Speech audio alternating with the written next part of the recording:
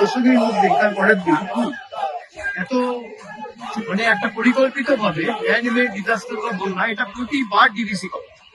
এবার যেহেতু নির্বাচন রয়েছে তাই বাংলার বিরোধী স্বভাব বা আচরণটা দেখাতে হবে, তাই পুজোটাকেও এটা রেয়াত করলো না, ছাড়লো না।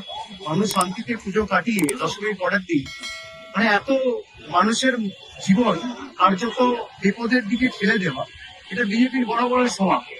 স্টেট গভর্নমেন্টকে ইন্টিমেট না করে ম্যানমেড ডিজাস্টার আবার বলবে সেখানে আমাদের স্টেট গভর্নমেন্টের প্রতিনিধি রয়েছে, কিন্তু আপনারা তো স্টেট গভর্নমেন্টের সাথে কোন রকম ইন্টিমেশন, কোনো কোঅর্ডিনেশন করেন, কোনো আলোচনা করেন। আর বাংলার প্রতি বঞ্চনা কেন? বাংলাকে ভাষাতে চেয়েছে, বাংলা যেহেতু এতে ভোট দেয়নি, বাংলাকে ভাষাতে চেয়েছে। বিসর্জন হবে বাঙালির না, বঙ্গবাসীর না, বাংলার বিরোধীর জমিদারদের বিজেপি। 2024-এ হয়েছে, যে কটা আবর্জনা রূপে পড়ে আছে দু চারটে, সেগুলো 2026-এ হবে।